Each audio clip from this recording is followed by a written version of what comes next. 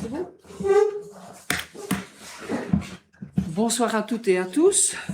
Bienvenue au Conseil communal. Tout d'abord sont excusés Cyril Lizen, Aurélie Biston et Guillaume Saumon. Voilà. Le premier objet, c'est le procès-verbal de la séance du 20 avril. C'était bon? C'est tout à fait bon. Je voulais juste remercier vraiment d'avoir intégré nos interventions par rapport à la réforme des provinces. C'était vraiment impeccable. Et voilà, je tenais quand même à dire merci. Merci. Le deuxième objet, c'est les comptes communaux de l'exercice 2025. Oui, on va peut-être faire passer Christine. Ah, pardon, oui, parce que je n'ai pas vu ton mail qui est arrivé quelque part. C'est le 18e objet. Prestation de serment de l'agent constatateur communal chargé de dresser des procès-verbaux et avertissements en matière d'incivilité et d'infraction environnementale. Pardon. Ça va aller. Voilà, donc on accueille Christine Fouarge, donc qui est notre éco-conseillère et qui a suivi avec succès donc la formation donc pour devenir agent de constatatrice, ça se dit ça? Voilà. Au niveau environnement, donc on l'avait expliqué, donc on a changé entre guillemets de stratégie, donc on a réparti donc les différentes fonctions au niveau de la constatation des infractions. Donc, puisqu'on a maintenant un agent constatateur au niveau urbanistique qui est au service urbanisme, on a donc Christine qui va s'occuper du volet environnement et notre conseillère mobilité, donc Julie Pire pour l'instant, qui suit la formation et qui bientôt, si elle réussit sa formation bien entendu, ce dont on ne doute pas, viendra donc prêter serment comme agent constatatrice au niveau mobilité, dont on parlera d'ailleurs aujourd'hui dans le cadre d'un autre point. Mais aujourd'hui, donc c'est le tour de Christine. Donc on félicite déjà pour la réussite de sa formation et pour tout le boulot qu'elle réalise aussi chez nous depuis pas mal de temps. Donc merci Christine. Donc on te laisse maintenant prêter serment dans les mains de notre présidente. Je suis un peu triste. Voilà, tu peux te le mettre dans la main. Voilà. Et alors? Oui, simplement. Allez, on y va. On go. Eh bien, je jure fidélité au roi et obéissance à la Constitution et aux lois du peuple belge. Bien voilà, bravo Christine.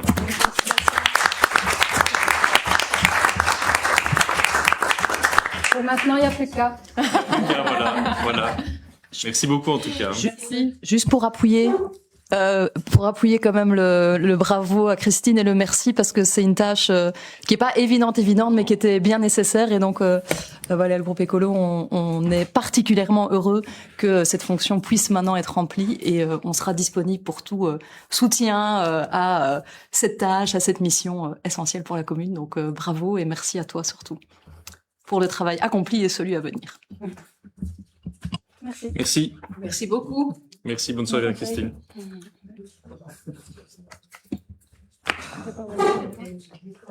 Voilà, nous passons au deuxième objet qui est maintenant le compte communal de l'exercice 2025. Voilà, merci. Voilà, donc ici donc le compte de l'exercice 2025. Vous avez, on va reprendre un peu la présentation habituelle maintenant concernant donc le compte de la commune.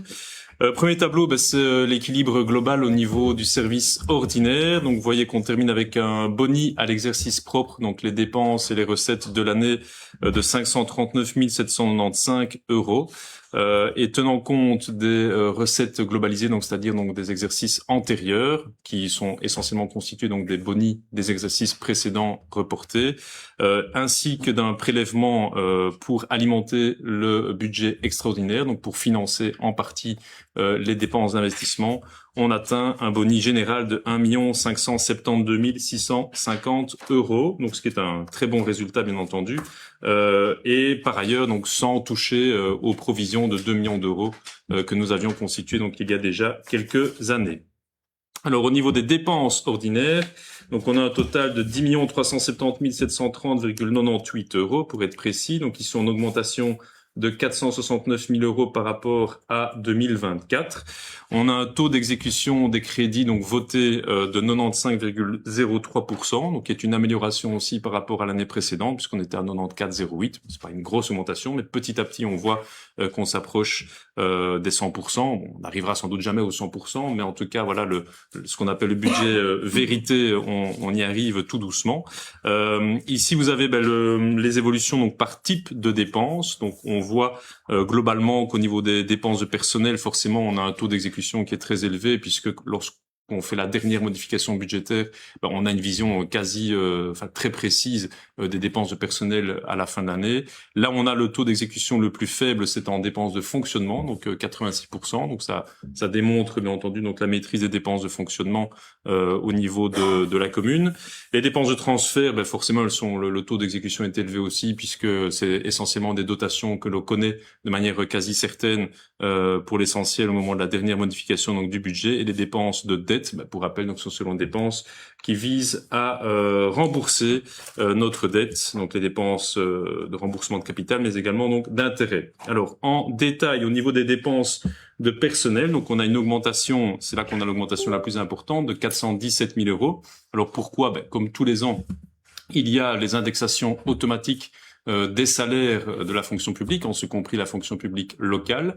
Il y avait eu donc en 2024 une indexation en cours d'année, donc en 2025 elle prend plein pot, comme on dit, donc sur les 12 mois, et il y a eu une nouvelle indexation donc des salaires en 2025, ce qui amène cette augmentation.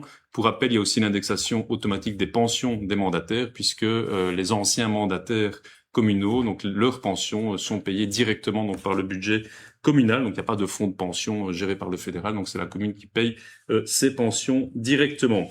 On a aussi dans les dépenses de personnel les impacts des engagements, donc à la fois des engagements de 2024 et des engagements de 2025. 2024 pour les engagements qui ont eu lieu donc en cours d'année, et qui en 2025 ont pesé sur 12 mois de l'année, donc ce qui représente une augmentation. Pour rappel, donc on a sur les engagements de 2024 l'engagement de notre chargé en matière de lutte contre les inondations. Donc on a, pour rappel, engagé quelqu'un à temps plein pour lutter contre les inondations. Notre éducatrice spécialisée donc au niveau de l'enseignement, un agent spécialisé en RH en synergie avec le CPS. Et en 2025, donc les nouveaux engagements, c'est notre conseiller en prévention, enfin, puisque ça faisait des années qu'on recherchait donc un conseiller en prévention et qui, pour rappel, travaille pour la commune, pour notre CPS, mais également pour la commune et le CPS de Chastres. Donc c'est une collaboration avec la commune de Chastres. Notre agent constatateur dont on a parlé au début, agent constatateur au niveau urbanistique, donc qui est rentré en fonction en octobre 2025, et en synergie avec le CPS, donc c'est notamment dans le cadre de la synergie bâtiment, donc c'est la reprise d'un agent du CPS qui s'occupe maintenant de l'équipe bâtiment au sein donc du service travaux, et d'un informaticien qui est arrivé aussi en décembre 2025, qui travaille à la fois pour la commune et pour le CPS, donc qui est à temps plein donc sur les deux entités. Impacte aussi les dépenses de personnel, c'est les fameuses primes pour ce qu'on appelle assurance loi, donc c'est l'assurance en lien avec notamment les accidents du travail et les maladies éventuelles en lien avec le travail du personnel, où là on constate une augmentation récurrente, progressive d'année en année. On a encore une augmentation de 12 000 € rien que sur les primes d'assurance, donc c'est pas rien non plus, et ça pèse aussi donc sur notre budget. Dans les dépenses de transfert, donc là on observe qu'il y a une diminution, donc ça pourrait paraître étonnant, mais ça s'explique assez facilement, puisqu'il y a eu une diminution un peu inhabituelle, mais tant mieux, de la dotation à la zone de secours. Donc, on a vu ces dernières années des augmentations moindres du fait de l'intervention de manière plus importante de la province. Mais cette année, donc en 2025, le Conseil de la zone de secours a décidé même d'une diminution avec un prélèvement sur les réserves de la zone qui a permis de réduire les dotations sollicitées auprès de l'ensemble des communes. La dotation à la zone de police avait connu un statu quo en 2025, donc ce qui explique aussi qu'on n'ait pas d'impact à la hausse. Et puis on a eu une diminution globale des dotations à l'ordinaire aux fabriques d'église de moins 28 000 €. Et malgré ces diminutions, on a déjà vu en partie lors du dernier conseil que elles terminent pratiquement toutes, je pense toutes maintenant, avec un boni. Donc ça veut dire qu'au niveau, il y a eu aussi un impact de maîtrise, avec aussi des reports de dépenses qu'on verra sans doute en 2026. Mais donc c'est intéressant à mettre en avant également. À noter l'année passée, l'octroi pour la première fois de chèques repas pour le personnel de la crèche. Donc c'était pas le cas donc précédemment, et par égalité de traitement, puisque le personnel de la commune, le personnel du CPS bénéficie donc de chèques repas, donc maintenant aussi donc à la crèche. Donc ça pour un montant de 10 000 euros. Au niveau des dépenses, des charges de la dette, donc là on a un niveau donc particulièrement bas, puisqu'on est à 6,05% des dépenses totales. On était à 6,26 en 2024, donc on est encore en diminution.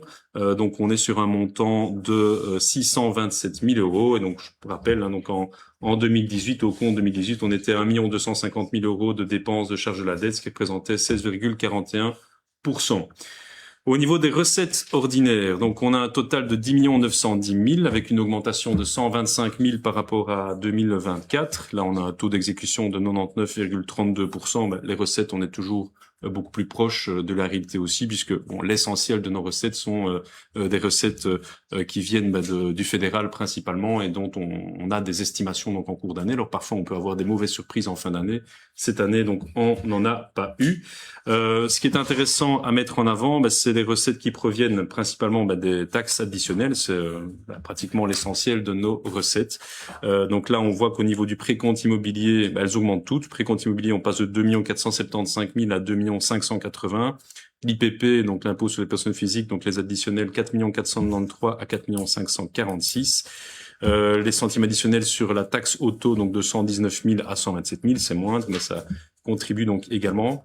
Donc on voit effectivement donc cette augmentation donc à tous les niveaux, ce qui n'empêche qu'il faut être vigilant, bien entendu, pour la suite des exercices donc à venir, sachant aussi les réformes qui sont prévues notamment au fédéral, qui auront des impacts sur nos recettes. Au niveau du service extraordinaire, donc c'est-à-dire le budget qui porte nos investissements principalement. Là, on termine avec un Mali, comme les années précédentes, un Mali de moins 3 142 000, exercice propre moins 4 millions au global. Et ce Mali, il s'explique facilement, c'est lié au fait que on utilise davantage les moyens mis en réserve, les moyens de trésorerie en tout cas, donc pour préfinancer nos investissements. On attend le dernier moment donc pour pouvoir contracter donc les emprunts qui sont prévus donc au budget. Donc ça veut dire qu'il y aura une partie bien entendu donc de ce Mali qui sera couvert par des emprunts donc à venir. À noter qu'en 2025, on a contracté aucun emprunt. Donc on avait eu tout un débat, je pense, lors d'exercices précédents sur le fait de comment mieux utiliser éventuellement donc les moyens qui sont disponibles en trésorerie. Effectivement, donc on a utilisé ces moyens en trésorerie pour préfinancer donc les travaux, ce qui nous a permis d'éviter de contracter des emprunts en 2025. 2026, on va devoir à un moment donné aussi contracter. Ici, sur les 5 premiers mois, on n'a de nouveau pas encore contracté de nouveaux emprunts. On attend d'avoir les montants donc les plus précis et essayer d'avoir le meilleur moment possible aussi au niveau des conditions proposées donc par les établissements financiers. Au niveau du contenu, qu'a-t-on consacré comme montant à tous nos investissements? Vous avez le détail complet de tous les montants donc engagés. Donc on a engagé 4 290 000 euros de dépenses d'investissement. Et vous voyez ici dans le tableau qui reprend donc par ordre d'importance les principaux investissements que nous avons réalisés. Le marché le plus important qui a été attribué, c'est celui qui concerne la rénovation de la salle du Fenil, avec un montant d'1 396 000 euros. Et on rappelle qu'il est subsidié donc par le PCDR et subsidié également donc par Ureba, donc qui permet quand même de réduire donc le coût final donc pour la commune.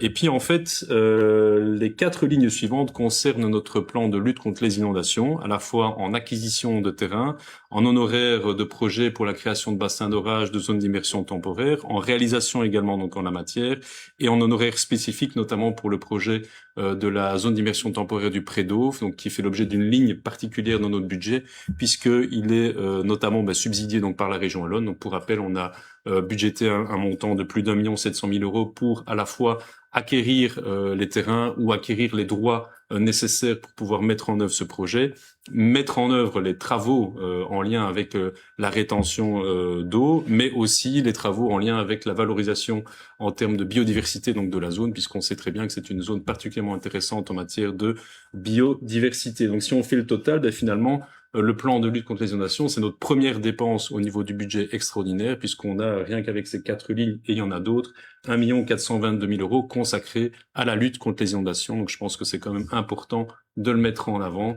Bien sûr, ça prend du temps, on en est bien conscient, mais on voit maintenant qu'effectivement donc les projets commencent à sortir de terre de manière importante. Et aujourd'hui, c'était le premier jour, notamment concernant donc le marché de travaux pour les 2 bassins de rétention à Perbais, donc à la rue Kruschner.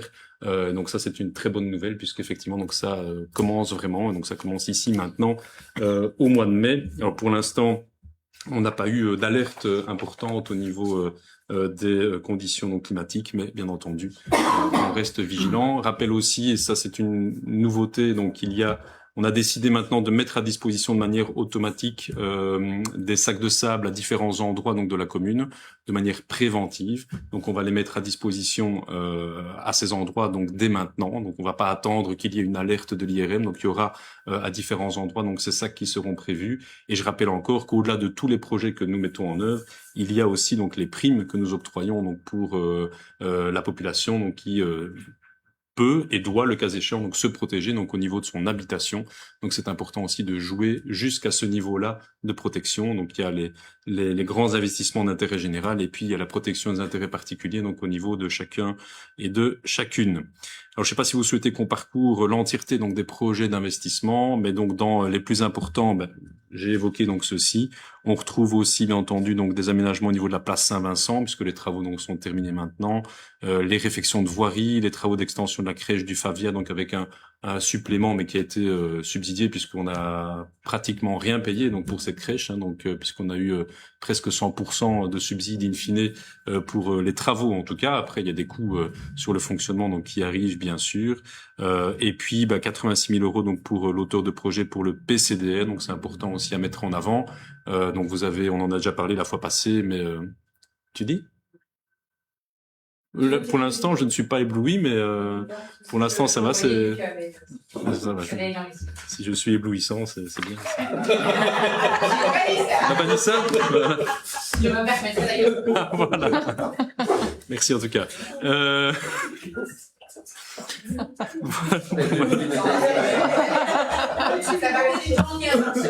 Non, mais c'est très gentil. Merci beaucoup, c'est gentil. Donc voilà, je parlais du PCD. Voilà. Merci. Donc je parlais du PCDR, et donc on en a parlé donc lors du dernier conseil et la communication commence un peu partout, donc avec notamment, je rappelle donc les réunions citoyennes qui auront lieu au mois de juin, donc 4 réunions donc dans chacun de nos villages. Donc une démarche absolument importante de participation donc citoyenne. Donc je réinvite tous et tous à venir à ces réunions. Je pense que c'est un moment donc important dans la vie de notre commune. Donc voilà pour les principaux projets d'investissement. On est là pour répondre aux questions s'il y en a donc par rapport à ceci.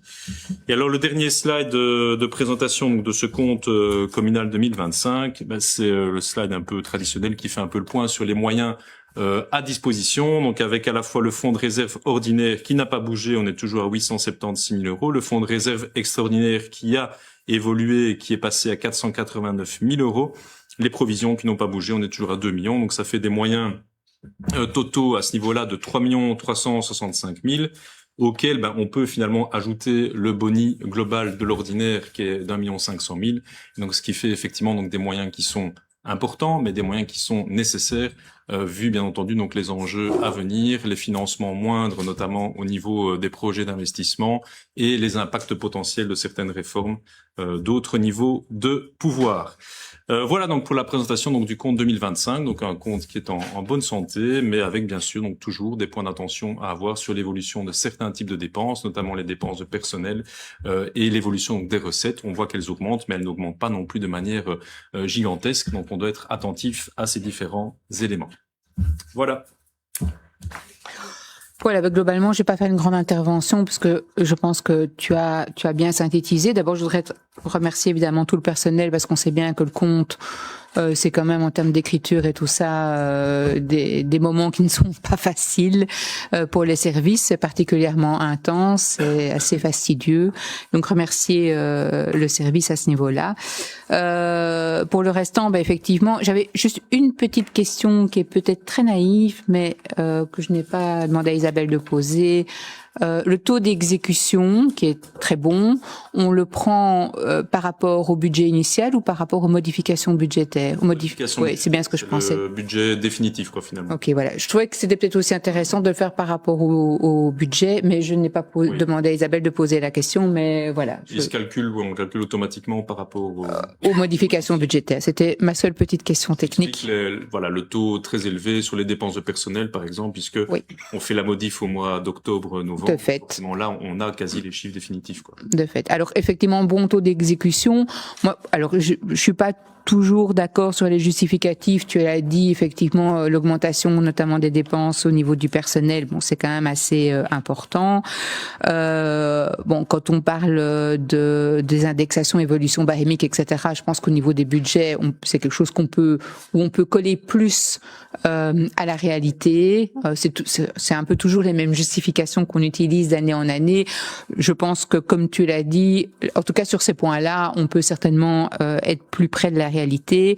Et comme tu l'as dit aussi, je voulais attirer l'attention sur les réformes à venir, parce que je pense qu'au niveau du personnel, ça va pas être facile pour les communes, pour les CPAS, pour l'associatif en général. Je l'ai déjà dit la fois passée, mais voilà, je pense que à ce niveau-là, on risque d'avoir quand même de mauvaises surprises. Et donc, alors pour la dette, effectivement, la dette elle est basse.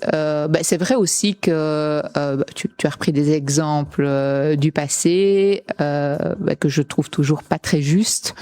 Ici, on est effectivement dans une période qui est très charnière, puisque tous les anciens emprunts sont venus ou viennent vraiment à terme ici de ces années-ci, mais ils sont sur les 2-3 dernières années. On est vraiment tous les anciens qui ont été contractés début des années 2000 viennent à terme. Il y a effectivement pas eu d'emprunt sur 2025, et je pense que les années qui viennent nous imposeront des emprunts, même si on a des beaux subsides, puisque on se relance dans des opérations de PCDR, etc. Et que donc c'est l'avenir qui nous dira un petit peu comment on peut se comporter. Cette année-ci est une année, comme je dis, qui est tout à fait charnière, qui n'est pas comparable de par la fin des emprunts et de par le fait qu'on va se relancer dans des nouvelles opérations. Voilà, moi je n'ai pas trop de remarques sincèrement. Enfin, au niveau du groupe 1 citoyen, nous n'avons pas beaucoup de remarques. C'est un compte. Il n'y a aucune raison de ne pas l'approuver, sauf à se dire que il y a eu des erreurs ou des malversations. Et donc, bien sûr que il sera approuvé par notre groupe 1 citoyen. Merci. Le groupe écolo. Oui, je serai courte aussi et pareil, je me joins aux remerciements. Ils sont habituels, mais ils sont mérités au service et également au directeur financier faisant fonction qui nous accompagne aussi vraiment bien dans la commission finance. Et donc voilà, qui nous permet aussi de jouer un des rôles des conseillers communaux, du contrôle démocratique, et le fait d'avoir accès vraiment à l'ensemble des informations, d'avoir les réponses aux questions, c'est tout à fait appréciable. J'ai eu une toute petite question qui m'est apparue après, et je ne sais pas s'il y aura la réponse ici parce que c'est assez précis, mais néanmoins ça m'a intriguée. Parce qu'on en a reparlé un petit peu dans la presse récemment. Il y a une ligne dont je ne retrouve pas la trace, une ligne importante sur l'appel à projet Yes We Plant. Donc c'est l'appel à projet de la ministre Tellier de 2024, qui ancienne ministre régionale, qui permettait plein de subsides par rapport aux plantations de haies, d'arbres, etc. Et donc au compte, on voit que ça apparaît environ 40 000 euros comme transférés, c'est les crédits de l'exercice antérieur, dans 2024. Sauf qu'après, ils n'ont pas été dépensés, enfin, il n'y a rien qui est imputé en 2025. Et alors, j'ai été regarder et je me suis rendu compte qu'ils n'étaient pas dans le budget 2026. Et après, j'ai vu que ça n'avait pas non plus été inscrit au budget 2025. Donc, en fait, en refaisant l'historique, je ne comprends pas où est passée cette ligne. Donc, à savoir, l'appel à projet Yes We Plan, c'était 40 000 euros, 41 000 euros pour pouvoir faire des plantations en plus. Et donc je voulais savoir, parce qu'il y a d'autres lignes végétalisation, donc je voulais savoir si ça avait été remixé, parce que les codes projet ne correspondent pas et les intitulés correspondent pas. Ou est-ce que en fait c'est un subside qui a été reçu en 2024, mais j'ai pas vu la trace non plus. Ou alors on y a renoncé pour une raison ou pour une autre, pour les procédures ou autre. Enfin voilà, j'étais intriguée parce que c'est vrai qu'on a beaucoup parlé de ça, et notamment dans le cas des inondations, tout ce qui est plantation, on sait que c'était important. Donc j'imagine que s'il y avait ce budget qui pouvait arriver de la région, j'imagine qu'on aurait fait quelque chose. Utilisé. Donc s'il est mis en reporté 2025, c'est qu'il a été engagé en 2024. Et ici, donc, on a effectivement, notamment la convention qu'on a signée dernier conseil communal avec Chaumont-Gistoux. C'est une des conventions de mise en œuvre du projet Yes We Plant. Et donc les montants qui sont, pourquoi il n'y a pas de chiffres en 2025, parce qu'on n'a pas encore dépensé, mais ça a déjà été engagé, donc on a déjà réservé donc les crédits, et les dépenses vont venir petit à petit. Donc on a déjà passé plusieurs conventions avec différents agriculteurs pour la plantation donc de ces haies. Donc c'est le projet donc on a. C'est ça, donc c'est couvert. Ok, j'étais pas sûre c'était le. On a déjà parlé à plusieurs reprises. Et donc petit à petit, je ne saurais pas dire où on en est dans le niveau de d'utilisation en termes de convention à ce stade-ci. Mais ça avance, hein, donc déjà pas mal même de planter. Donc peut-être qu'on n'a pas encore reçu les factures de. Oui, parce qu'en fait en 2024 il y a environ 1000 euros qui sont explicites, et en fait après la trace est pas claire, et comme il y a quand même eu des dépenses spécifiques sur la drève, il y a la végétalisation de la cour de l'école, voilà. Pour moi c'était pas clair où en sont ces différents budgets. C'est une ligne spécifique et elle est en cours en tout cas. Enfin, c'est un budget qui est pas perdu. C'était ça surtout mon me dire tiens. Voilà. Donc on a validé en conseil communal le modèle de convention sur lequel qu'on utilise donc pour chaque collaboration avec chaque agriculteur. On a, j'ai pas le listing, mais ça on pourrait donner l'information la prochaine fois, plusieurs conventions qui permettent donc la plantation et l'entretien pendant 15 ans de plusieurs centaines de mètres de haies. Enfin, au final, ce sera même des kilomètres. Et donc, et le cas concret de celui qu'on a eu le mois passé, le temps passe vite. Donc c'est un exemple. Donc, ok, super. Après sur la facturation, donc. Oui, mais c'est peut-être simplement, voilà, la trace, comme c'était aussi fin 2024, il y a une espèce de trou, sans doute administratif de facture ou quoi en 2025, et donc. Non. Donc quand on attribue le marché, on réserve les crédits. Donc ça vient impacter donc le budget, donc ça vient impacter le compte, donc comme ici. Donc ça veut dire que le compte, si c'est 2024, il a déjà été imputé de ces 41 000 euros. Et puis après, on reçoit petit à petit les factures qui viennent petit à petit manger finalement le crédit qui a été engagé. Donc et si jamais il y a besoin de plus, on doit réengager donc des montants. Mais ici, comme le subside il est limité, je suppose qu'on n'aura plus de subside supplémentaire malheureusement donc en la matière. On utilisera bien sûr donc tout ce subside là, mais donc c'est bien en cours, il n'y a pas de souci. Parfait, super, merci des précisions. Rien d'autre. Plus d'autres questions? Tout le monde est d'accord? C'est parfait. Merci. On passe au troisième objet, règlement relatif au budget participatif dans le cadre d'une opération de développement rural. Voilà, alors bref, petit rappel, un budget participatif, ça sert surtout aux citoyens à pouvoir participer pleinement à la vie de leur commune et à un projet communal, tant comme porteur de projet que comme celui qui va pouvoir choisir le projet retenu. Alors ici, on revient vers vous concernant le règlement qui a été pris une première fois en 2021. D'ailleurs, pour petit rappel bref, on arrive à notre 4e édition du budget participatif déjà. Alors nous sommes accompagnés par la Fédération rurale de Wallonie pour ce budget participatif.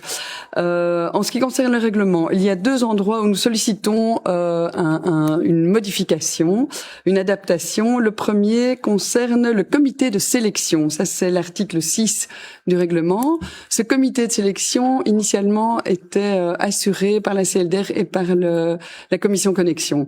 Comme vous savez, on est en plein renouvellement de participation citoyenne, en tout cas de vision de la participation citoyenne au sein de notre commune.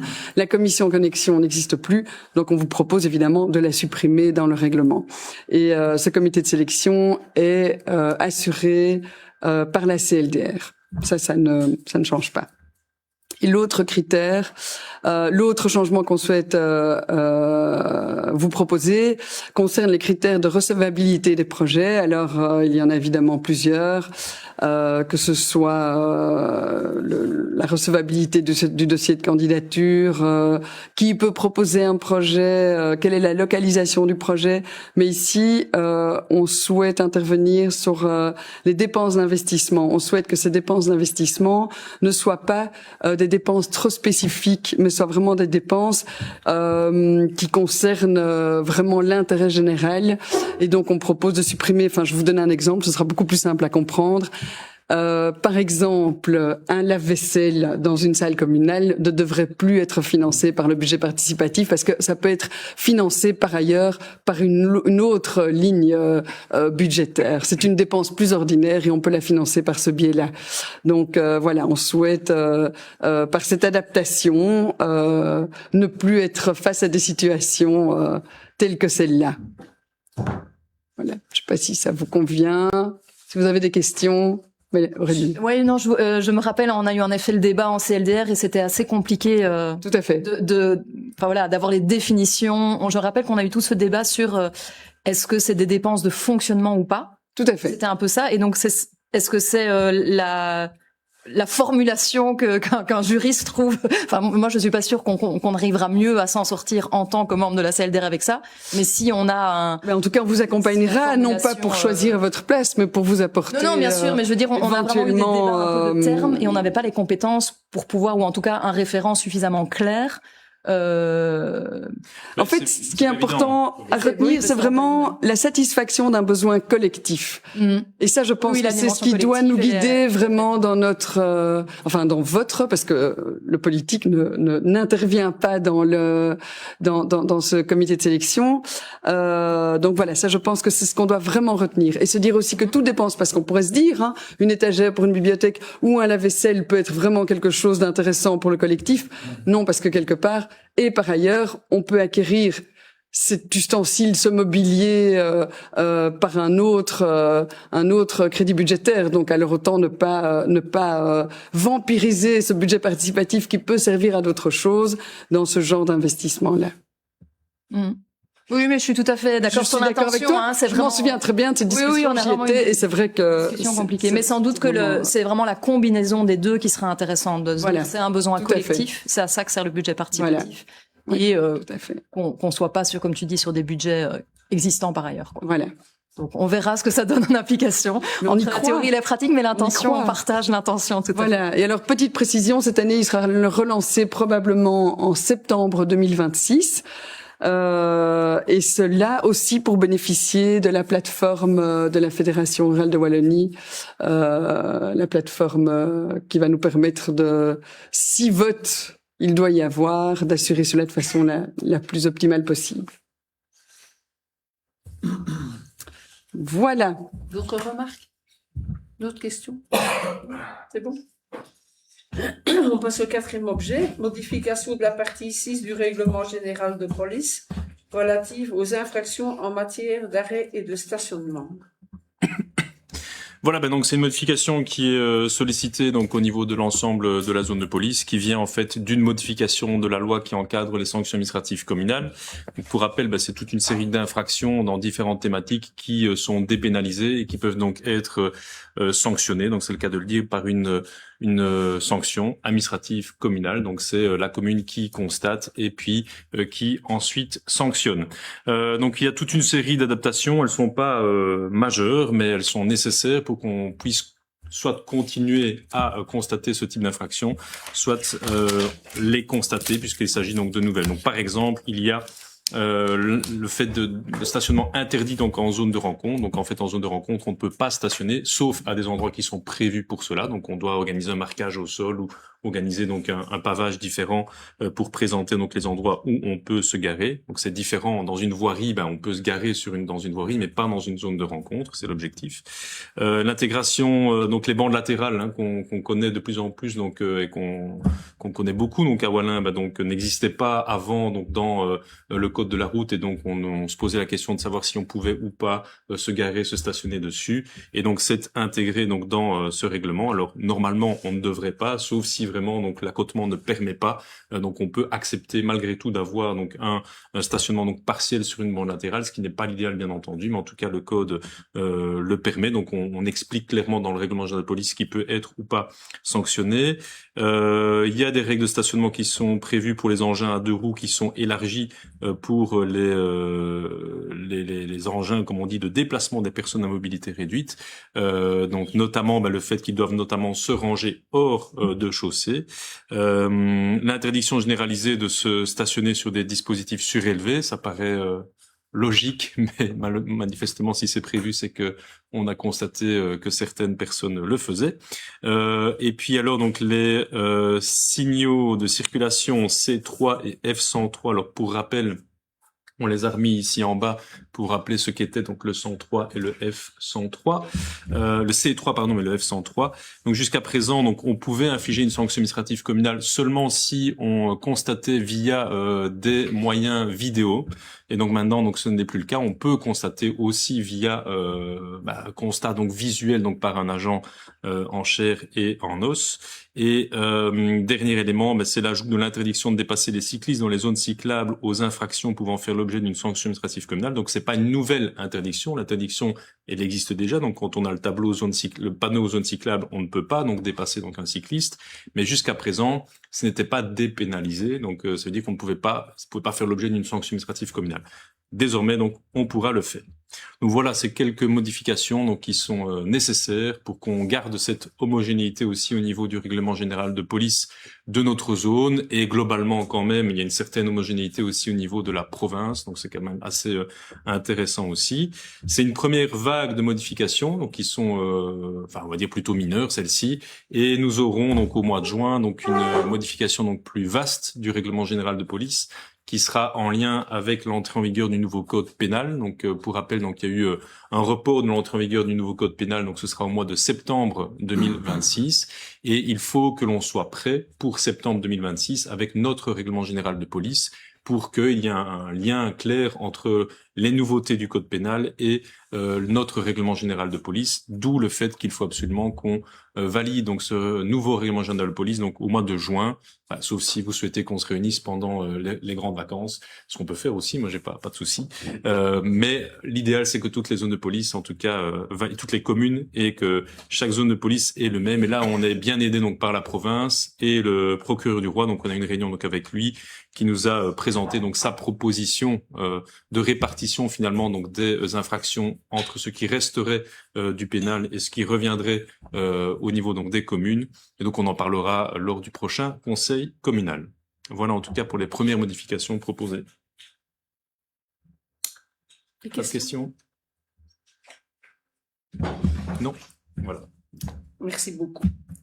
5e objet, projet d'acte relatif à la cession gratuite à la commune pour cause d'utilité publique d'une bande de terrain d'une superficie de 2 arts 93 centiares en exécution d'un permis de régularisation d'un ensemble de bâtiments comprenant des commerces, des bureaux, des appartements et d'un entrepôt sur un bien 6 chaussée de Namur 45 à l'île Saint-Vincent.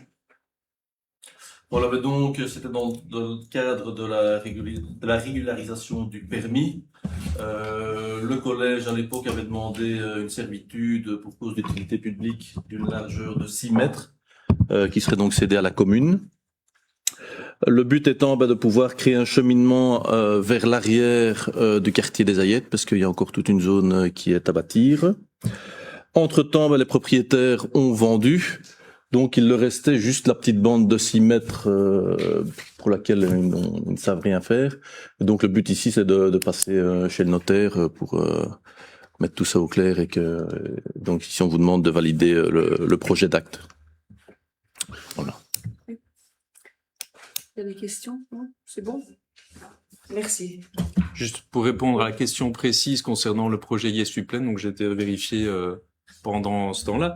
Et donc, dans les comptes 2025, on voit bien que le projet a été engagé. Donc, il y a une colonne engagée. Donc, les 40 000 460,75 € donc ont été engagés et effectivement donc le marché a été attribué donc à Fitech en décembre 2025 et le zéro qu'on voit à la fin, c'est comme ça a été attribué en fin d'année, il n'y a pas eu de facturation imputée au compte 2025, donc les facturations arriveront donc en 2026. C'est bien ça, ouais. Voilà, ouais. Voilà. 6e objet, marché public de travaux relatif à la construction d'un second hangar et de locaux techniques et administratifs sur le nouveau site du service des travaux. Voilà, donc dans la continuité de la phase 1 donc, qui est terminée, on arrive maintenant au marché public avec la phase 2. Donc comme Bernadette le dit, la phase 2, c'est un deuxième bâtiment. Nous avons obtenu le permis donc, qui a été délivré le 3 avril 2026. Donc ce nouveau bâtiment aurait une superficie de 398 mètres carrés, qui est destiné à remplacer le vieil hangar ici qui tient plus ou moins encore debout, qui est dans un piteux état. Donc ce nouveau bâtiment servira à l'entreposage de petits matériels. Il sera composé d'un magasin, d'un atelier mécanique et soudure, de locaux adaptés pour les ouvriers, parce que pour l'instant ils ont un conteneur. Donc ces locaux, ce sera un réfectoire, un vestiaire, des sanitaires, des douches et tout ça. De bureaux donc pour le personnel administratif du service travaux et service mobilité, donc ils seront réunis tous les deux mêmes services ensemble. Ce bâtiment sera équipé de panneaux photovoltaïques parce que dans cette phase-ci, il y aura une consommation électrique, ce qu'il n'y avait pas dans la phase 1. L'estimation du coût des travaux, c'est de 1 420 536 €. Ce qu'on avait déjà prévu aussi dans la phase 1, c'était tous les raccordements électriques, égouttage, donc tout est mis dans des gaines et des chambres de visite provisoires. Ce sera vraiment une avancée aussi pour nos ouvriers, comme je l'ai dit, parce qu'ils travaillent vraiment pour l'instant dans des conditions qui ne sont pas top. Et j'en profite de l'occasion aussi pour les remercier pour tout le travail au quotidien qu'ils exercent. Merci. Donc, illustration. Et il y a la vue 3D ici, qui est présentée. C'est la partie à droite. En bas à droite. Voilà. Voilà, pour notre groupe voilà, un citoyen, il y a aujourd'hui encore beaucoup d'inconnus sur certaines évolutions, sur les projets à venir pour la commune, que ce soit ceux lancés dans le cadre, qui seront lancés dans le cadre du PCDR, que ce soit ceux liés à l'extension de la maison communale, etc. Pour nous, ça manque un peu de vision globale sur l'ensemble des projets. Voilà, on avait déjà fait part de ces remarques-là dans le cadre du premier projet. Et donc, pour notre groupe, ce serait une abstention.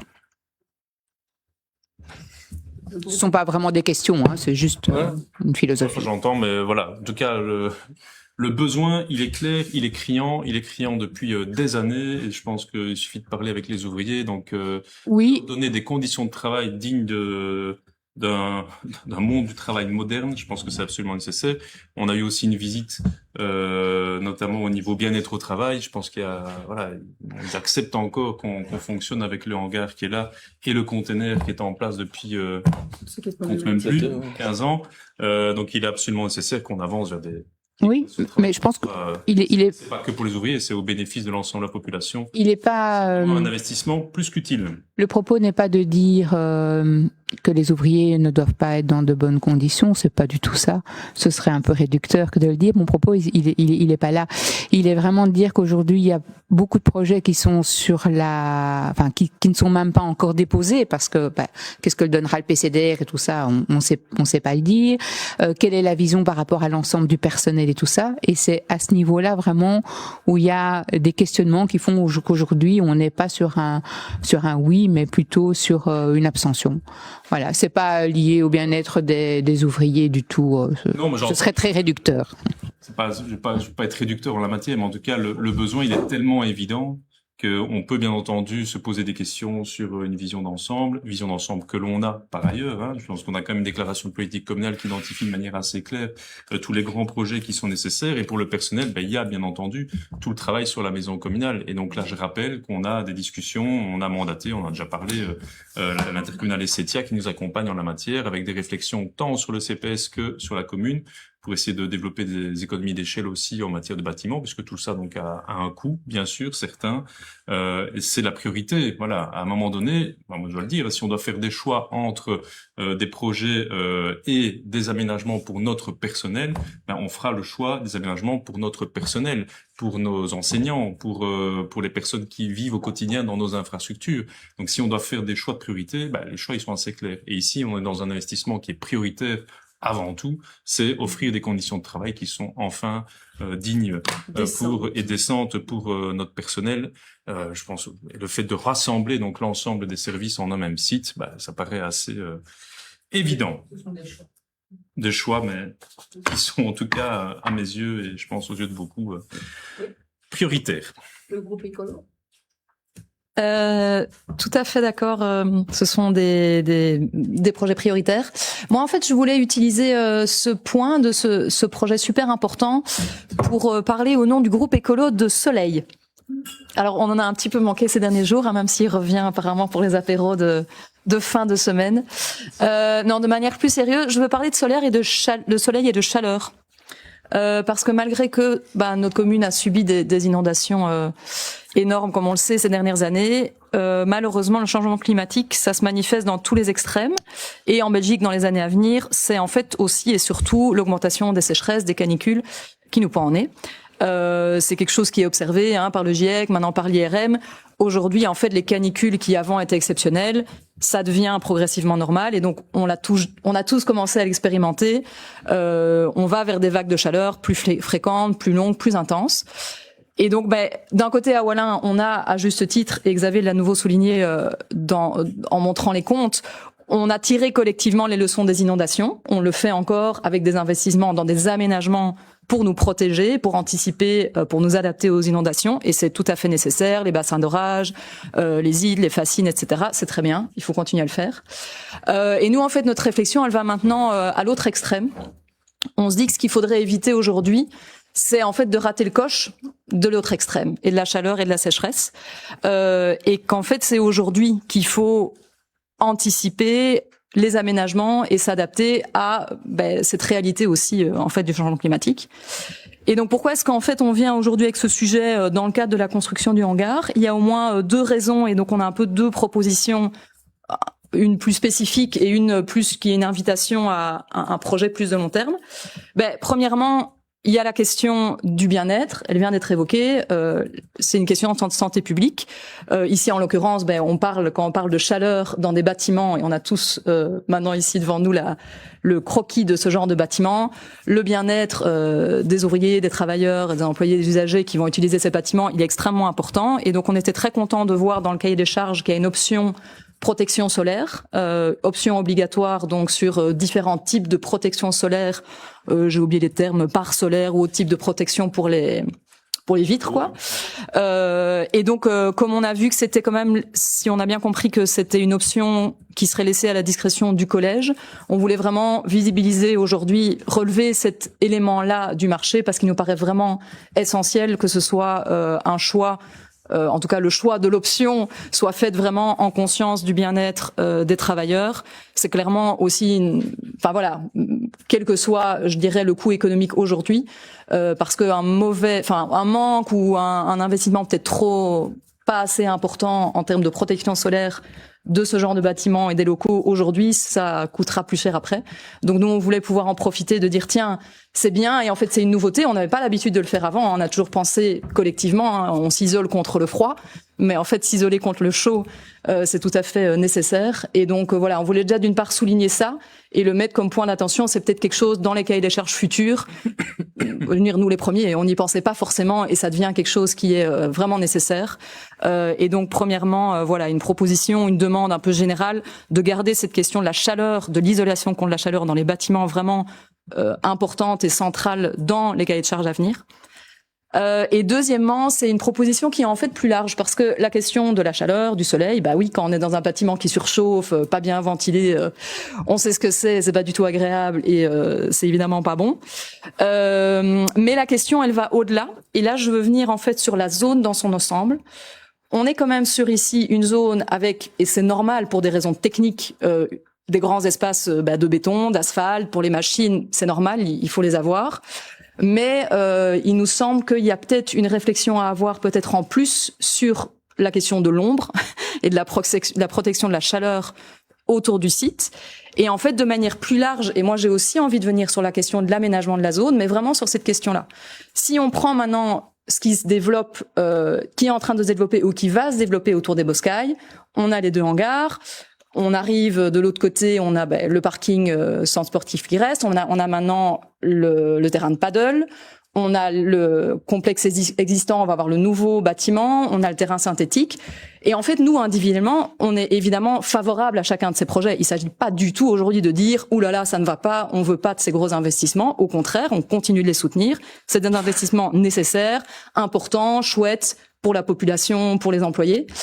Mais on se dit quand même qu'on a potentiellement une zone qui se dessine, qui est potentiellement un gros îlot de chaleur en fait.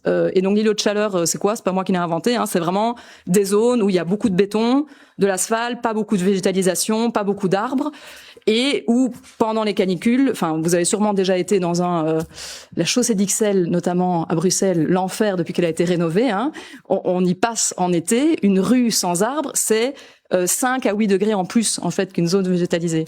Et donc en fait, nous c'est un peu de voir ces schémas, de voir l'ensemble. On s'est dit tiens, il y a une réflexion à avoir aujourd'hui sur l'adaptation et l'anticipation à l'autre extrême que celui qu'on connaît. On connaît les inondations maintenant, on s'y est adapté et à grands frais. Et donc de pouvoir aujourd'hui avoir une réflexion vraiment sur la gestion et l'anticipation de la chaleur, c'est aussi la gestion de l'eau. Ça nous paraissait hyper important et tant mieux, il y a notamment le nouveau plan PCDR qui va être lancé et donc on voulait en parler aujourd'hui parce que c'est peut-être justement le bon moment, dans ce moment qui va être ouvert aux citoyens de réflexion sur les aménagements, de pouvoir avoir ça en tête, ou éventuellement on a aussi un comité de pilotage du plan air, énergie, climat qui est fonctionnel maintenant et qui pourrait peut-être se saisir de cette réflexion-là un peu plus avec une vue d'ensemble en disant comment est-ce qu'on peut végétaliser, désimperméabiliser, comment on peut rajouter des choses à gauche à droite. C'est pas forcément des gros coups aujourd'hui, mais c'est vraiment, il nous semble, des enjeux de santé publique et de protection importants. Voilà. Ok, merci beaucoup pour ces points d'attention. Donc bon, la réponse que j'ai formulée ici, je me rends bien compte qu'elle est limitée parce qu'effectivement, donc il y a quelques arbres quand même qu'on propose de planter, mais j'ai bien conscience que ce n'est pas suffisant pour recréer donc une zone d'ombre de manière suffisante. Maintenant, au niveau des dalles béton, en fait, l'essentiel avait déjà été réalisé dans le cadre de la première phase, donc on ne vient pas, à part bien entendu les surfaces où on construit donc le hangar, on vient donc avec ces surfaces complémentaires. Au niveau gestion, je sais bien que c'est pas le propos ici, mais gestion de l'eau, tout a été pris en compte aussi lors de la première phase, puisqu'on a des grosses canalisations et des grosses zones tampons en dessous de la dalle béton, qu'on réutilise d'ailleurs donc pour les besoins donc des services. Sur la réflexion plus globale, oui, donc c'est un point d'attention important qui peut être aussi pris en compte dans le cadre du schéma de développement communal. Et puis on a différents projets aussi, je vais laisser la parole à Isabelle, sur le projet de végétalisation d'autres endroits, donc comme nos cours d'école aussi. Donc, c'est aussi des points importants où on peut ramener un peu de végétalisation, un peu d'ombre. Je vais juste apporter un exemple bien concret qui est vraiment en rapport avec ce que tu viens de nous dire, qui est d'ailleurs très intéressant. On va verduriser la cour de l'école de Wallin. Mais alors, la réflexion, c'est évidemment, on le fait pour la gestion des inondations, mais pas que. Donc, cet aspect justement,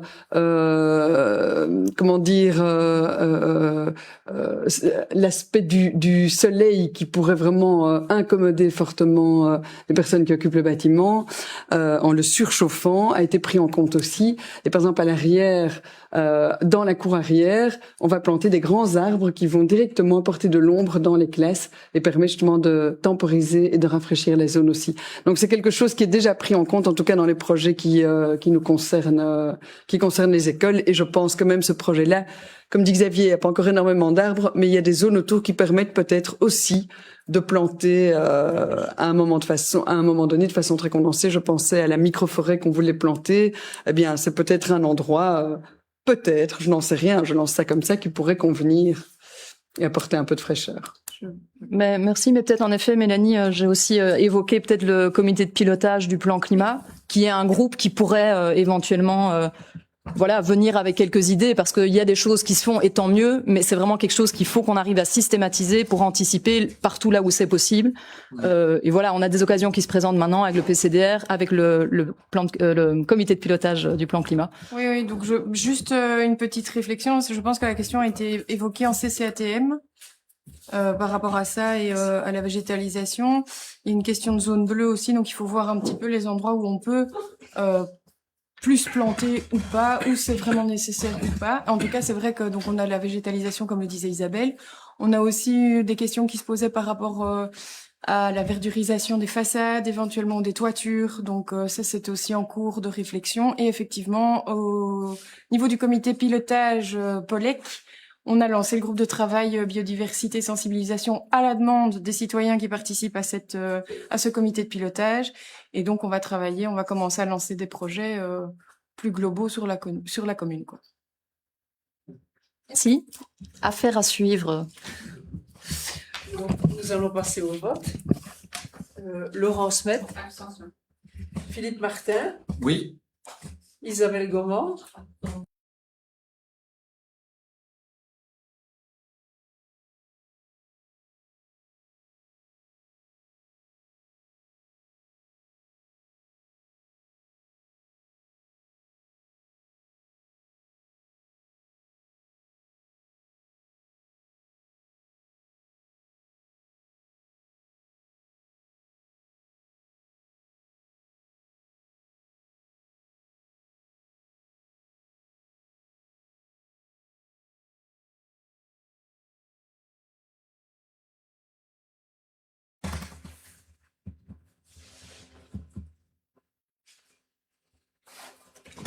Ah non, j'ai pas la feuille. T'as pas compté.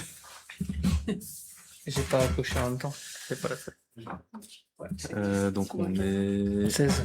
19 moins 3, 16, on est 16. Ouais, 4. Donc ça fait 12 pour et 4 abstentions. Ok. Donc le point est approuvé par 12 voix pour et 4 abstentions. Le vote est approuvé à 12 voix pour et 4 abstentions. nous passons au 7e objet, marché public de travaux relatif à la phase 2 de la valorisation touristique et patrimoniale des ruines du château médiéval de Wallin. Délibération du collège communal en séance du 4 mai 2026 portant attribution de ce marché sans crédit budgétaire suffisant. C'est une ratification, oui, voilà. Donc c'est un rappel qu'on a eu le million de subsides et les travaux ici qui vont être faits, c'est le placement d'un escalier. Si on peut montrer peut-être l'image d'après, je pense. Voilà. Merci. Un escalier en colimaçon et une sécurisation au-dessus du donjon. Alors on va faire aussi des sentiers, des petits chemins pour les promenades. On va installer un ponton pour les zones qui sont humides. On va aussi valoriser la biodiversité, donc il y aura beaucoup de zones d'ombre par là, il sera très bien et ce sera très agréable. Et voilà, et on va sécuriser le site aussi. Donc voilà, on vous demande de valider donc, le montant, la continuité des travaux. Donc ici, on avait validé le lancement du marché il y a quelques mois et effectivement, le montant de l'offre est un petit peu au-dessus du crédit. Mais vu notamment le fait que c'est lié à un subside avec des délais, on n'a pas voulu attendre la modification budgétaire, donc on a déjà attribué le marché. Donc on passe de 605 000 euros estimé à 615 000 euros, donc comme un dépassement qui est raisonnable, vu en tout cas l'ampleur des travaux et rappelle le subside, puisque c'est subsidié globalement à 80%, qui a été prolongé également. Voilà, donc les travaux commenceront normalement en septembre. Après les estivales. Merci. Nous passons au 8e objet, convention entre la commune de Wallin et la Fondation rurale de Wallonie relatif à la création et à la gestion d'un site internet dans le cadre de l'élaboration et du suivi du nouveau programme communal de développement rural. Voilà, donc ici il s'agit de valider cette convention qui est proposée entre la FRW et la commune. Donc c'est dans le cadre de la création d'un site web. C'est totalement gratuit. Ce sera un outil de participation citoyenne au niveau de la communication, du recueil des idées, des projets des citoyens, pour l'organisation également des consultations en ligne, notamment pour le budget participatif. Et alors, la FRU assure également l'hébergement gratuit, la maintenance, la sécurité. Et alors, c'est eux qui vont gérer donc tout le site, c'est eux qui vont l'alimenter, c'est vraiment eux qui gèrent tout, quoi. Donc, c'est pour Nathalie, c'est vraiment beaucoup moins de travail à effectuer, quoi. C'est bon pour tout le monde? Oui. Merci. 9e objet. C'est quand même juste intéressant de voir s'il sera ou pas fort utilisé. Vraiment un peu comment les gens, finalement, comment les gens préfèrent réagir. Est-ce qu'ils sont toujours dans le direct? Est-ce que c'est plutôt ce type d'outil-là qui sera utilisé? Mais il faut l'avoir, bien sûr, et c'est un très très bon outil. Mais je serais curieuse après gratuit. coup oui, mais au-delà de la gratuité, je pense que c'est un outil qui est vraiment nécessaire, même s'il était coûteux. Pour moi, il faudrait qu'il soit présent dans le cadre de cette opération de développement rural, mais ce sera intéressant après de voir un peu quels sont les canaux privilégiés des citoyens, finalement. Mais ils sont multiples, les canaux, finalement. On se rend compte que la version papier est toujours intéressante pour certains, et d'autres ne fonctionneront que par le numérique. Eh bien voilà, on passe au 9e objet, convention de collaboration entre la commune de Wallin et le service public fédéral des finances relatif à l'organisation d'une permanence fiscale le 11 juin 2026 dans les locaux de la maison communale. Voilà, donc c'est comme tous les ans depuis déjà pas mal d'années. Je n'ai pas la date. Mais c'est très bien et nécessaire effectivement d'avoir toujours ce contact humain finalement proposé gratuitement donc à celles et ceux qui en ont le plus besoin. Alors bien entendu, on ne peut pas répondre et faire les déclarations de toute la population de Wallin, mais ici, donc c'est quand même un support important, donc qui permettra, d'après leurs estimations, d'aider 50 personnes sur une journée. C'est quand même un beau travail, en tout cas un beau support du SPF Finance en la matière, en plus bien entendu de toutes les aides qu'ils proposent par téléphone, etc. Faut pas oublier non plus, faut pas hésiter non plus à téléphoner donc aux agents, au call center du SPF Finance, donc qui sont aussi d'une aide parfois assez rapide en la matière. Voilà. Et donc ne pas hésiter ici, donc il y a un système de prise de rendez-vous. Donc il faut pour celles et ceux qui souhaitent bénéficier de ce service, donc prendre contact pour prendre rendez-vous au service population, donc qui assurera la mise à disposition de locaux et tout ce qu'il faut pour que ces agents du SPF Finance se sentent bien chez nous. Ils sont ravis de venir. Voilà. On passe au 10e objet, c'est la fabrique d'église Notre-Dame, les comptes de l'exercice 2025. Je vous aime. Voilà. Voilà. Je pense que le temps que tu franchisses la porte, on aura terminé le point. Donc, il s'agit du compte 2025 de la fabrique d'église Notre-Dame, donc de Wallin. Donc, il se termine par un boni de 20 202,93 €. Donc, qu'est-ce qu'il y a eu? Il y a eu des recettes supplémentaires liées à la location de l'appartement qui n'étaient pas prévues au moment donc du budget. Donc, forcément, c'est des recettes supplémentaires. Il y a eu le subside qu'on a octroyé de manière supplémentaire qui a été validé donc par le conseil communal qui vient pour compléter donc le financement des travaux de l'ensemble concernant donc la création de la cure, de l'appartement, etc. Et puis il y a des travaux qu'ils n'ont pas fait en 2025 qui seront donc reportés en 2026 et qui participent à la réalisation donc de ce boni. Voilà. Ils ont bien travaillé quand même. Isabelle peut rentrer? Non.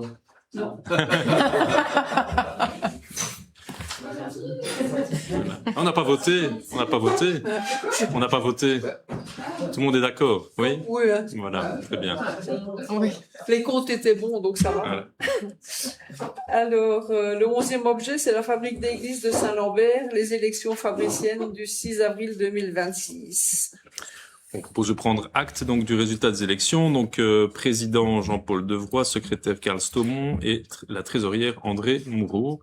Donc on les félicite pour leur élection. On leur souhaite plein courage et succès dans ce beau mandat de fabricien. Saint-Lambert, ça marche toujours. Oui. Alors, on pourrait faire le 12e et le 13e ensemble, puisque ça concerne la fabrique d'église de Saint-Paul.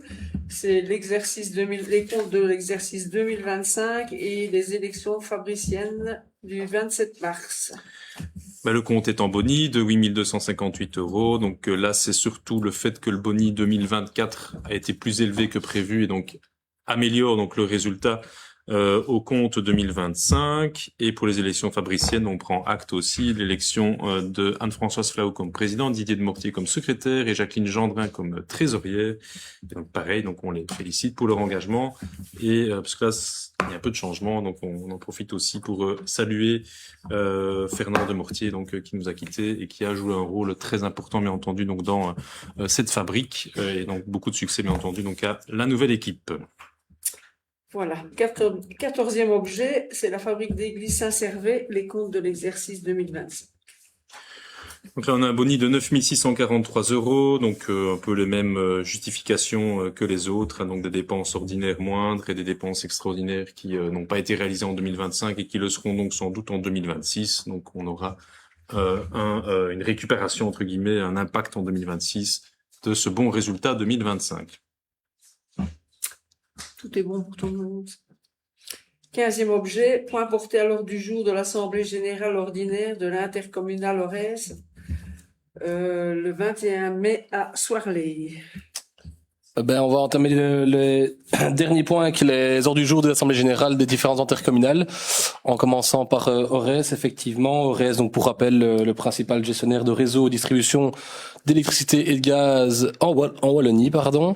Au niveau des comptes, vous le voyez affiché, le bénéfice de l'exercice 2025 a affecté est de 99 millions d'euros. Ils proposent à l'Assemblée générale de distribuer sur ces 99 millions d'euros 74 millions d'euros. Pour rappel, les principaux actionnaires ne sont pas directement les communes, mais principalement les intercommunales de financement telles que l'IPFBW, qui redistribue ensuite les dividendes aux communes affiliées. Donc on le verra dans les points suivants, le point propre à l'IPFBW. Voilà pour Orez. Au niveau du rapport annuel qui est mis dans les annexes de la convocation à l'Assemblée générale, j'ai noté une augmentation des demandes de raccordement. La problématique croissante des saturations des réseaux électriques, la nécessité d'investissements massifs dans les infrastructures énergiques afin d'assurer la stabilité et la modernisation du réseau. Voilà pour l'intercommunal Orez. C'est bon. 16e objet, point porté à l'ordre du jour de l'Assemblée générale ordinaire de l'intercommunal BEP le 16 juin à Namur. L'intercommunal BEP, donc pour rappel, c'est intercommunale namuroise au départ, active dans le développement économique dans la province de Namur, mais également dans les communes voisines. C'est la raison pour laquelle Wallin s'y trouve. C'est en quelque sorte l'INBW du Namurois. Les comptes affichent, donc vous le voyez, un résultat positif de 394 000 €. Et au niveau du rapport annuel, si on fait un petit résumé, il parle beaucoup de l'accompagnement des entreprises et des communes dans le développement des projets liés à l'énergie, à l'innovation et au développement rural. Et il parle également d'actions destinées à renforcer l'attractivité économique du territoire couvert. Voilà pour le BEP. C'est bon. 17e objet, rapport de rémunération reprenant un relevé individuel et nominatif des jetons de rémunération et avantages en nature alloués par l'administration communale aux mandataires et aux personnes non élues au cours de l'exercice 2025. Voilà, donc c'est aussi une obligation maintenant depuis 2018, en tout cas sous cette forme, de publier à la fois le niveau de fréquentation des différents organes communaux et commissions, et notamment c'est la CCATM et la commission des finances, puisqu'on n'a pas d'autres commissions, en tout cas légales entre guillemets, organisées par le Code de la démocratie locale. Et donc ce sera publié bien entendu. Donc vous pourrez trouver donc à la fois le taux de participation et les champs de présence et rémunération donc qui sont versés à tous ces membres. Ça fait l'objet de plusieurs publications puisqu'on doit aussi par ailleurs déclarer nos mandats et à la région wallonne et à la Cour des comptes. Et Cumuléo se fait un plaisir, bien entendu, et c'est normal de communiquer ces informations-là au grand public. Donc tout cela est disponible sur Internet in fine. Je ne sais pas s'il y a des questions par rapport aux infos qui sont prévues dans ce rapport. Non ? Ok. On passe au 24e objet. Point porté à l'ordre du jour de l'Assemblée générale ordinaire de l'intercommunal IPFBW le 9 juin à Louvain-la-Neuve. Voilà. Donc il y a 3 points qu'on vous propose d'ajouter en urgence. Et l'urgence, elle est juste justifiée par le fait que le prochain conseil communal aurait lieu donc après la tenue de ces assemblées générales. Donc et comme on les a reçues tout juste et dont une encore aujourd'hui, on vous propose de les évoquer aujourd'hui. Oui. Le 25e, c'est le point porté à l'ordre du jour de l'Assemblée générale ordinaire de l'intercommunal Tia. Oui, et c'est à Verlaine. Et puis Inbewe. C'est l'Inbewe à Louvain-la-Neuve le 24 juin. Voilà. Je vais les faire dans l'ordre en direct. Donc IPFBW, j'ai déjà fait une petite introduction. C'est la principale raison de sa présence, justement, c'est de détenir et gérer les actions dans ORES. Donc on parlait justement du bénéfice distribué de ORES vers justement les actionnaires. Mais l'actionnaire qui concerne le Brabant wallon, c'est l'IPFBW, qui redistribue lui-même aux différentes communes, mais c'est pas la seule activité, je veux dire, de l'intercommunal. C'est également de gérer la centrale d'achat par laquelle justement la commune peut passer pour toute une série de d'actes d'acquisition. Au niveau du rapport annuel, il parle assez simplement poursuite d'investissement dans les énergies renouvelables et renforcement des mécanismes de mutualisation via la centrale de marché, justement, dont je viens de vous parler. Les comptes, vous le voyez affiché ici à l'écran, un bénéfice à affecter de 10 millions d'euros et il propose à l'Assemblée générale de distribuer 6 millions d'euros. J'enchaîne directement avec Essetia, et s'il y a des questions, des remarques, on les fera peut-être à la fin. Essetia, donc intercommunal spécialisé dans l'accompagnement des pouvoirs publics, dans la gestion des bâtiments, des projets immobiliers et de la transition énergétique. Bénéfice à affecter donc 346 000 euros sur l'exercice 2025.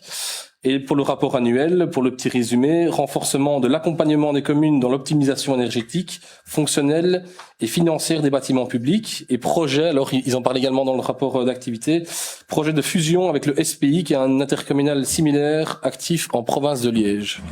Voilà pour Essetia et j'enchaîne avec Inbewe qui est peut-être la plus connue en Brabant wallon, donc actif principalement dans le développement économique, dans la gestion des déchets et dans la gestion de l'eau, mais dans d'autres communes que celle de Wallin. Un bénéfice de l'exercice à affecter de 4,8 millions. Et dans le rapport annuel, il parle de la mise en service et le développement de nouvelles stations d'épuration, la poursuite de la digitalisation interne, mais également de la réalisation du diagnostic territorial au sein des 27 communes du Brabant wallon. Je l'ai passé en revue, on l'a déjà passé en revue il y a quelques mois. Document super intéressant que je vous invite vivement à aller consulter. Ce diagnostic territorial pour la commune de Wallin, c'était vraiment très intéressant. C'était un peu long, mais ça vaut le coup de s'y plonger. Voilà pour les points à l'ordre du jour des intercommunales.